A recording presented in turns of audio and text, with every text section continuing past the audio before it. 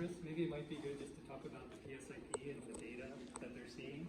So, Okay, and that is a good point. This was done originally with Power Supply Improvement Plan data. And so that's from 2016, so it'll be a little bit dated. We're currently working on getting it updated for what's in the integrated grid planning. But we have Colton here who can explain any differences between the two assumptions. But I think really the main takeaways or the big points that come out when you're looking at this hold true even when you're looking between the PSIP and the integrated grid planning, because it's about trade-offs and it's about the type of decisions and investments that you will be faced with going forward as we chart our path forward. But the white squares here was what was done in the 2016 Power Supply Improvement Plan was solar's technical potential put together by the National Renewable Energy Laboratory. So they came up with just a technical screen of where do we think we can put solar. And so this, this was updated for the IGP, but this was what was done for the original Power Supply Improvement Plan. And then, why don't we turn on the transmission line? Transmission lines activated. And so it's nice to be able to see where the technical potential is, where the resources may be developed in the existing transmission line, because at some point when we develop all the renewables, we are going to need to get them to the loads. And so with that, another aspect when you're thinking about the development of renewable projects is government land. So we use an overlay layer that Christina. Government lands activated. Can you undo that for a second? Just one thing to add. yeah. Yeah, just one thing to add before we get into the land ownership layer that sits on top of this. So in here you see in yellow our high voltage 138 kV transmission. This is renewable power. The white crosshatch, as Chris mentioned, this is the land that we identified as a potential study. Just to provide a little bit more information on the crosshatch land and potential study. The potential study was done to look at what lands could possibly be used for large solar development. And the screens that we used for that was to look at the zoning of land. It had to meet certain requirements, and then it had to meet certain requirements in topography. It had to be a certain amount of acres or larger, and the slope of the land, the majority of the slope of the land had to be less than, I think it was 10% grade for the purposes of our power supply. And that was the screen by which then you have this cross-section. Right? It wasn't, we didn't do any prioritization of which land would be better from a land availability standpoint. But when you start dropping in transmission and then getting into some of the next layers, you can see how the land potential differs from putting my John Yoshimura developer hat on, based upon other. Oh, no, that's great. It's a good time to just go ahead and touch on, in a little bit, we'll show how the development goes forward and how much land would potentially be required. So it'll start filling in the white squares with where solar, how much solar matches a particular scenario's capacity in a given year. And the way it did that was we didn't make any sort of judgments on where it's best to go. We simply used the capacity factor of the available, we took the best solar radiation first. And so that would display essentially the least amount of land that would be required to achieve the capacity that was in the plans. So while it starts filling up in certain areas, that's really just to give you guys an idea of like the scale of the amount of land that would have to be utilized, and not that that's where it would go. And what's the land area of each square? Finding. That's why we have mine. Okay, do you want to turn on the government land? Government lands activated. And these are just other considerations. We've done a number of different layers, and we can turn them on and off, but all of these things. This has federal, state, Hawaiian homelands and county lands in blue. And it's just another layer of the challenges that you'll face when you start looking at the development of, and you can turn that off, and then why don't we go to the agriculture lands? Government lands deactivated. Agricultural lands activated. So this is one of the tensions that everyone's noted, and we have it delineated between Class A, Class B, Class C lands. And in the solar technical potential, correct me, or Colton, I'll put you on the spot. Did we, the NREL did not include certain Class A lands? Yeah, so in this potential study and the updated one we're doing for IGP, the potential does not consider Class A land. And then, So the original white hash, all the yellow boxes are not on any A lands? Okay, but they are on B. Yeah, and we don't look at whether the lands by zoning is either in use or fallow. So there's a lot of Class A lands that are fallow, we're still not counting it. There are Class B and C lands, of course, that are in agricultural production, but we're still making those lands available for the potential. And the Class A lands are not allowed to have solar. Correct. Yeah, I should have said that from the very beginning. okay, and then why don't we turn on the Agricultural lands deactivated. distributed energy resources? Resources This is activated. something that we had updated from some of our original versions, is because everyone was looking and said, well, why don't you take into account rooftop solar? And the power supply improvement plan does. It did 100% of residential being net zero by 2045. Correct, and 25% of commercial properties being 100% Yeah. net zero. And so this is just a layer, and it just turns more and more red as we go to 2045 to show that, yes, it is indeed accounted for. So it's just another visual representation that it's not lost on people that, yes, part of this plan is going out is to develop rooftop solar. You can turn that off. And then let's go to the existing renewables. Deactivated. Oh. 2016. Existing renewables activated. And please stop at any time and ask questions. But this is some of the existing renewable projects that are out there. So we just recently added this to account for, like I said, this was 2016 PSIP data, but we did want to show that these were the projects as where they're currently planned and being developed. And it includes the stage 1 and 2 RP projects from 102 as well. It gives you an idea of the land. This is the battery system over here, or something like that? That's included, yeah? No, Actually, the that's- battery's up here. Oh, sorry, there. Okay. Yeah, this is, I think, actually a project that's not moving forward. It was originally within stage 1, but has been withdrawn. Yeah. I think that's the HHO land, if I'm not mistaken, was proposed. Yeah. Yeah, the KS, just to give you some orientation, the KS project is roughly here. Welcome to Harbor. Yeah, and then AS plant is around here, and Kalailoa is right around there. And then the blue strip right there is west of Waterbury, that's what's gonna go out across from your campus here. Yeah. Another fun feature that was added to this is that you can touch on the map on the screen, and it uses it highlights where you're at. Little red.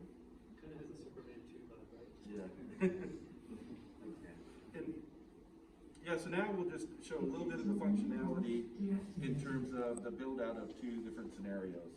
And we'll show you one really. 2020. The scenarios that were in there had different assumptions as it related to offshore wind. And so in one, it had 200 megawatts of offshore wind, in another it had 800 megawatts. Obviously, the impact is how much development onshore that you would have to do. At 800 megawatts of offshore, you would have to do far less. So now we'll do the 200 megawatt offshore wind. What year? Oh, let's just start with Through the end. 2030. And step it through. As you can see up in the right-hand corner there, it'll show you the different capacity build-outs for what's in for that given year. So you can see between the DER, wind, the fossil generation, offshore wind, bio, and solar photovoltaic. And that's just on a capacity level. So you know, like the megawatts build, whereas down here is on the generation level, this pie chart, how much is made up by each individual scenario in that given year. And so as we're at 2030, we can see jumping to 2040, which is then the 70% RPS. 2040. And you can see starting to see the more land being filled in at that point in time. And then the big jump was going from 70 to 100% in 2045. 2045. And you can just see the scale of the renewables that need to be developed for this particular scenario. It's not saying that that's what will happen, but it just gives you an idea of the amount of land required. And whereas if we jumped to the other scenario, which has 800 megawatts of offshore wind. So this one has, that's a 9% Yeah. offshore wind with the 200 megawatts. And then 800 would be 33, a third of the generation. And so you can just see the shift in the amount of land essentially required for renewables, and not necessarily deciding where it goes or anything like that. You can just get an idea of the difference in the scale. And actually, I think it would be good. This is old information in terms of the next layer, but there was a study done on important agriculture land. And in the technical layers that NREL had done, they had excluded important IAL land. And so at the time when we were looking through, we said, okay, well, what if there was a proposal by the county on IAL land? And we said, well, what if we overlaid that IAL land proposal with the technical potential of the solar map and see what's the difference? So Before you do that, I just want to add one thing on this view here and the one that Michael just had previously for the different generation scenario. The reason why you're seeing offshore wind at different levels in the different scenarios is the scenarios make different assumptions of what resource options are going to be optimized. But underlying both of those for offshore wind is that as you get towards 2045 and you need to meet the 70% and ultimately the 100% renewable requirement. And our plans call for 100% true renewables, not just 100% RPS. So every generating kilowatt hour is a renewable kilowatt hour. That on Oahu, this gets to, I forgot who made the point earlier when it was stopped, that with 70% of the state's consumption of electricity being here on Oahu, getting Oahu to 100%, what we found in 2016, we're still seeing in our updated IGP work that we're doing today, that even if you go pedal to the metal on distributed systems, on homes and businesses, that Oahu still needs to build out a lot of grid scale renewables. And in fact, getting up to 100% under different conditions, you actually start running out of opportunities to do grid scale renewables to add to what we want to do with distributed systems and get Oahu to 100%. And so that's why in 2016 and what we anticipate looking at IGP analysis is to say what non-land-based resources that are renewable, that are opportunities for Oahu, that can help Oahu get to 100%. And that's either with the maximization of land-based renewables on Oahu, or perhaps without it. And we have to see what makes the most sense to get to Oahu to 100%. And that's one of the big learnings that we had in the PSIP, right? The question wasn't, should we be doing grid scale or should we be doing distributed? What PSIP told us and what these maps here are showing us is you need to do both. And even when you do both, you actually start running out of opportunities. And that's where offshore wind began, under different scenarios, began to be selected by the models because of the need for additional renewables. And so that's why you see offshore wind as one resource assumption. Yeah, go ahead and put on the DER resource too, just so they can, I mean, see, it's Colton, and that's factored into, for rooftop right now, we're zeroing out the individual home use based on their pattern of using electricity. But as we add EVs into homes, and people need to add more panels to zero out the EV use, that there's the question people raise, right, about maximizing rooftop generation rather than zeroing out rooftop generation. Right. Even in that scenario, we still need utilities. Correct. Yeah, so as we were on the ending phases of our PSIP, we had an opportunity to work with Google as part of their rooftop program to do an assessment of, to Scott's point, use of commercial and residential rooftop spaces for distributed systems beyond perhaps what the individual home or business may need. And we're incorporating we weren't able to incorporate it fully into our PSIP work, but we're using later versions of that data and the current versions within our integrated grid project. So we can see what the additional opportunity is with distributed systems. But to Scott's point, and I should have mentioned this when I was speaking, is that underlying these resources that you see being added here, and we're at 2045, one of the assumptions we had, again, this is 5 years ago, time flies super fast. 5 years ago, right, only the Tesla Model S and the Nissan Leaf were readily available as EVs. At this time of doing this analysis, we thought electric vehicles would add about another 30% or so, a little over than that, of electricity use on this island. 2 years later, when we were doing our EOT roadmap, that number has climbed to 55%. And today, as we're doing our integrated grid planning work, and I just got a heads up message that President Biden is going to be issuing an executive order mandating 50% EVs by 2030. That I think the trend that we all are seeing, right, and that we need to incorporate into analysis is that there's going to be much faster EV adoption than what this plan assumed, and that we need to account for the additional electricity use for that. And now we're talking about 50, 60, 70% of an increase in electricity above what we have today, driven by electrification. And so that's going to create some additional fun challenges for us to figure out how do we make all of that increased energy use renewable as well. In these different scenarios, what is the cost to the consumer? It varies by different scenarios, Senator, and it varies over time. So it's not just a single number. But what I will say is that when we look at the different islands and we look at the cost of real estate, the cost of development of renewable projects, one of our big findings from PSIP, and again, 5 years old, right, so take that with a grain of salt, was that on the neighbor islands, and especially the Big Island, because they have so much more land, because there's so many more choices for renewable energy, we saw electricity prices decline on the Big Island.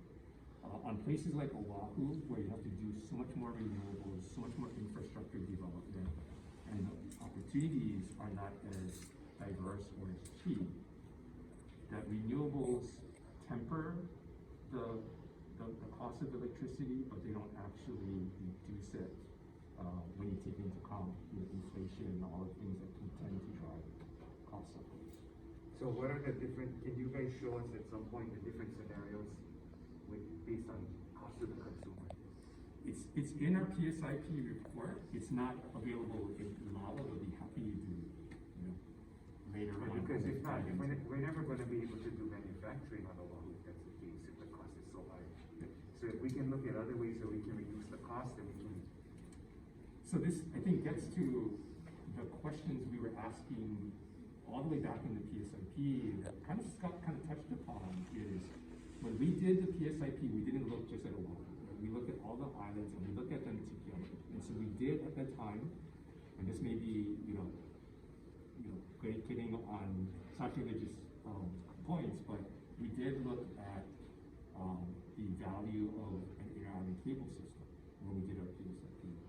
And looking at opportunities to make renewable energy more efficient and more cost-effective when we look across islands, is something that I think we're going to continuously need to look at. But it's, today, with today's environment, it's not just an inter-island cable system. It could be, shipping green hydrogen between. But at what point for us do we have to focus on lowering the costs so that we're still competitive in keeping bases on Oahu and operations of military things on Oahu? Yeah, so that is absolutely key, right? And renewables do have the advantage, when done the right way, when at the right location, the right opportunity, to produce electricity, even with storage. So But if we end up changing the makeup of that pie chart to see what we can do for other technologies to help reduce the cost so that we can be competitive with. Absolutely. And renewables do have that opportunity, right? The projects that we're adding in stage 1 and stage 2, their price that we're buying the power and energy is lower than the price of getting that from a So that's fine. So we should try to, I would want to see the scenarios because in speaking with the military, speaking with agriculture, the cost of energy is so high. If not, we're not competitive. I mean, if we're only going to focus on renewables and not look at the bigger scale of the economy, we're dead. Absolutely. Yeah, that's it. So Senator, your point is particularly key in the 2045 timeframe, right? That jump from 70% in 2040 to 100% in 2045. When you look at a PSIP and you look at the cost to consumers of that jump, like anything in life, right? Doing something can be great. Sometimes when you do a lot of it, you get diminishing returns, but the pricing goes up. That's what we saw in here. Yeah, but that's if you're leaving it only to the private sector, right? So what can the state do? What can the county do? What can the military do so that we can help diversify this pie chart and ensure that we have a lower cost to the consumer? Perfect. So Michael, can you bring up the layer that shows the land ownership? The government land? Yeah. This is one example. Right. So Senator, to your point, right? The bulk of, try to go a little bit off script. So if you look at Oahu, the bulk of the electricity usage on the island is in the southern section, right? From central to the eastern side. That's where the bulk of the electricity is used. And if you look at where the solar potential is, when you look at where the existing transmission lines are located, there's a lot of opportunity for state and federal lands to be lands made available for renewables, because number one, the land hopefully can be. Renewables in your mind is only PV? No, it's everything, right? Yeah, So because I don't see hydro on this chart. Yeah, so there's hydro in PSIP. It doesn't show up in the map. There's very limited potential for hydro on Oahu, unlike other islands. But if you look at the DOD facilities, by example, right? Yeah. Pearl Harbor, Joint Base Pearl Harbor Hickam is our largest single user of electricity on the island. They're right in the middle of a transmission hub, right? Located right in here. And they have quite a bit of land available to do things like a biofuel plant, the energy storage, potentially biomass, plant itself for a biomass. There are a lot of different, I think, opportunities that the joint base could hold. They've been focused on PV in the past, but I think My there's a lot of understanding is they're kind of doing their own thing already. Well, they're looking to develop projects on the facility, right? Without the state or Without the state or without us, right? And so we're trying to get them to coordinate their efforts with us because they think it is a really big opportunity. And when you talk about cost, not only does it keep important customers like the DoD part of the grid, which helps everyone's cost out, right? But it also allows those facilities to be built at a lower cost because the lands are actually very amenable to it. We have transmission right there at the base. A lot of those things help to drive costs downward versus to try and build something, the same facility, elsewhere where we would have to put a long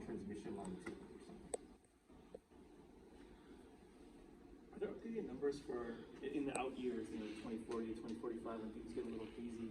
Are there updated numbers for volatility and risk and sort of what we're looking at, focusing on sort of the existing plans that we have versus what those scenarios could look like if whatever the world looks like at that point? Yeah, so I think when you say volatility, you mean like uncertainty and risk of Yeah, mostly of for not knowing what that is, right? Yeah. Yeah, for the fuel mix itself, right? That's the whole point of getting off the fossil. And that's why we run scenarios, right? Because no single projection into the future that far out is going to be correct.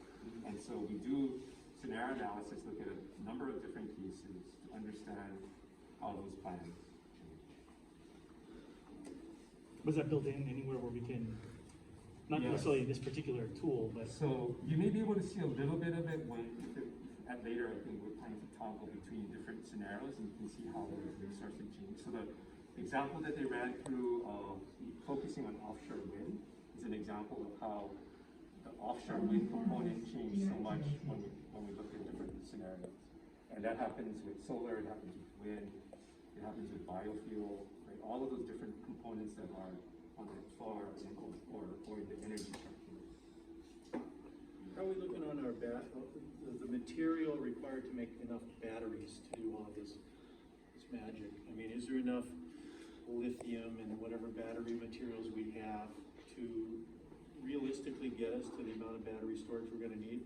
Yeah. Cars, everything else, I mean. And I'll ask John to kind of give his perspective on this as well, but I think when I talk to folks, so I'm not an expert on battery supply, but when I talk to folks about this around this very question, there's ample supply of lithium, there's ample supply of nickel. I think what folks do have some concerns about is that those supplies are today the most cost-effective sources of the supplies are concentrated in a few places, and that does create some risk. But there are nickel and lithium and cobalt supplies that are in Canada and the US and other places, but right now no one's developing them because to develop them would be more expensive than what they could do by getting it from China or other countries. So from a security and risk standpoint, that's my understanding of the supply. The other aspect is when you look at battery storage for stationary use, like for the grid or for your home, it's, if we had a map of that compared to batteries for electric vehicles, the stationary batteries would be a little bump right in this total chart. So it's really ultimately that risk is going to be driven by what happens in the electric vehicle market. Not necessarily only from a bad perspective, but also from a good perspective, because when you have that big of an economic driver pushing new market entrants, or new supplier of the raw materials and ultimately batteries that can help diversify the supply, that could help and benefit the stationary battery. Do we have enough end-of-life disposal for all of these batteries that we're proposing? How are we gonna handle that? Senator, Okay. I can take that one. One, the president has identified as part of the national security strategy generating more production of these rare earth metals in the United States to help ensure the United States domestic supply. So that's in the works on that. On the waste side, actually I just met with Hawaii Natural Energy Institute yesterday. I don't remember the act number, but the bill that you all passed this year for HNEI to do a waste stream study for renewables. They will be looking at panels, solar water heaters, EVs, and home batteries. And so they'll be assessing that. And I think they're going to be working on some of the parameters for what do we have today, and then what's kind of coming up. And maybe, I think you guys asked for some recommendations from them as well on looking at waste streams. So they are starting to tackle that issue. So, but we don't know exactly what it is yet. They're just starting to look at that. I want to put that in because that fills into the cost and the disposal and alternative. Couple of things on the unintended question. consequences. The contracts that have been agreed to between people and the developers all have guarantees that end of life, these assets are going to be removed. Okay. The other thing is that our battery, right, from day one till the last day that we operate, okay, operates at 100%. Okay. So at the end of life, or at the end of our contract, we actually have a very valuable asset. You know, it's still operating the way it did on day one. So, you know, either we repurpose it, so it's a valuable asset, we're not gonna have a problem getting rid of it. Colton, Yes. you mentioned like 70% of the state's demand is on Oahu, but most of our renewable assets are on the neighbor islands. So from a policy standpoint, as we kind of together move ahead to getting to 100%, shouldn't we have a discussion about pushing more economic development as well as residential growth to the neighbor islands? Yeah. Because otherwise, as you mentioned earlier, that there's going to be higher and higher demand for electricity, whether it's drones, autonomous vehicles, and if we keep this scenario of 70% of that demand always being on Oahu, you're chasing a goalpost that's forever going to be moving ahead of you, versus we on a policy level can help you by trying to shove more economic development to the neighbor islands. Yeah. Plus, Oahu has a veto-proof majority, so, you know. Yeah. Yeah, so instead of moving the electricity to Oahu, move the demand to the neighbor island. Yeah. Yeah, we actually spoke to that in narratively.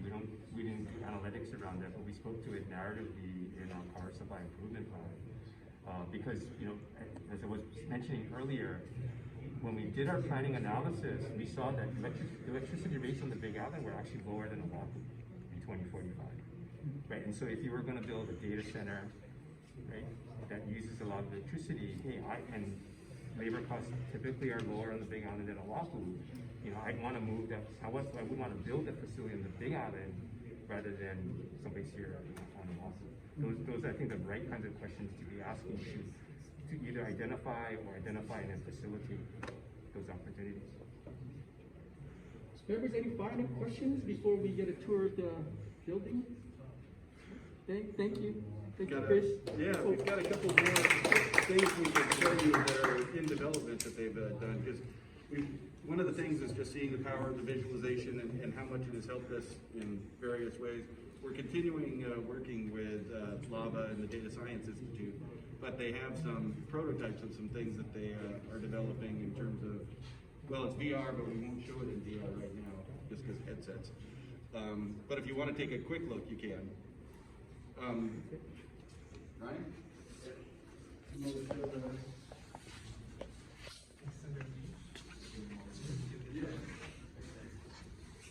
Ryan?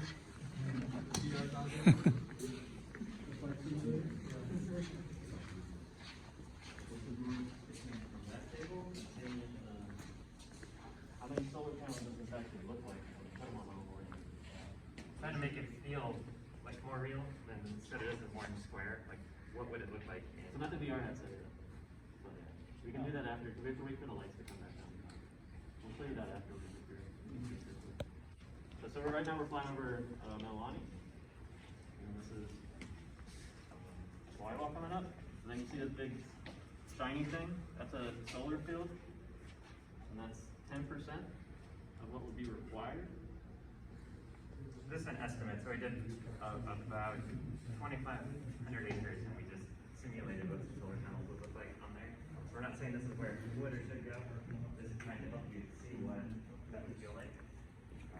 And again, this is doing it through the flight simulator because it had an easy way to build in the real world and have it look real, and then it works really well with the VR headset where most like Google Earth, that's just difficult to place new objects.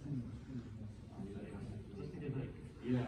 Come on, like you see it on the map over there, you see orange boxes, but what this actually looks like in real life. And then just take out the whole landscape. All these farms.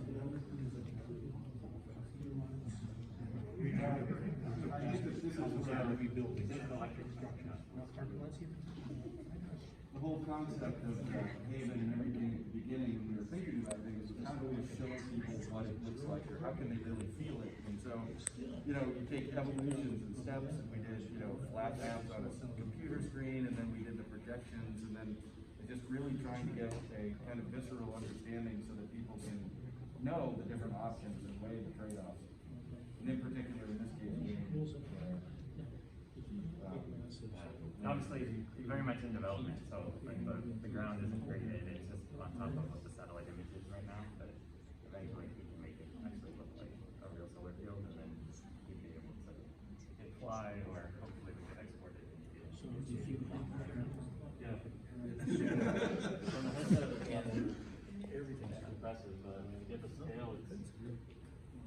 that's Wawa, and this is bigger than Wawa, and it's a lot bigger than Alliego. That's only 10%.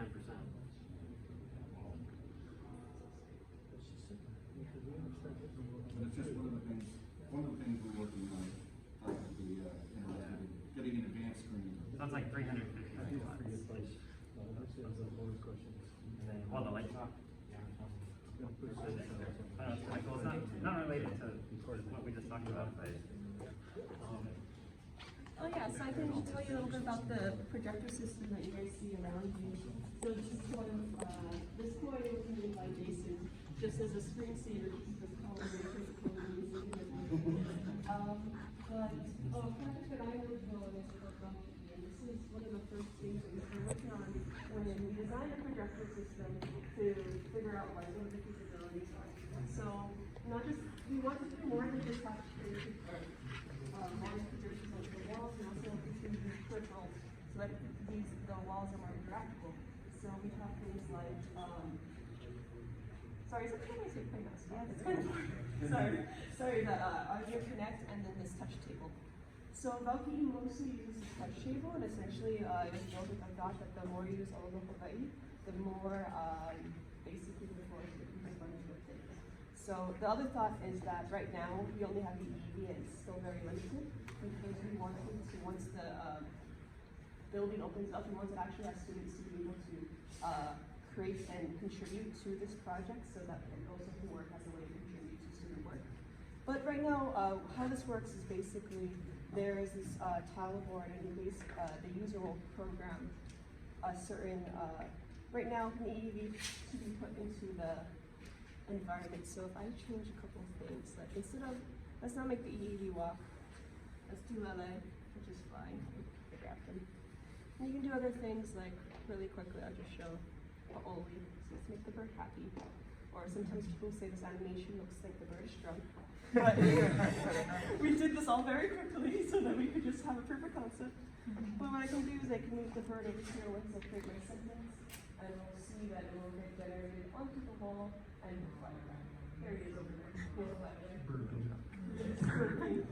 So essentially, it's a very basic program directed towards early Hawaiian language users, and also just people who are interested in learning vocabulary and terminology particular to nature, so that basically there's no English, because the hope is that you learn through playing, seeing that, oh, okay, this is an EEV, this looks happy, or maybe like we have to make it sure they don't think it's drunk. But anyway, making it so that you don't use English, you learn by observing, and that this can be based in other things like weather and climates, so that you particularly have a visualization to learn the meaning of the word rather than a direct English translation. So when CreateX opens up, we're hoping that students do more creative projects like this, and also, as like we did with the Haven table, more data visualization projects utilizing the walls and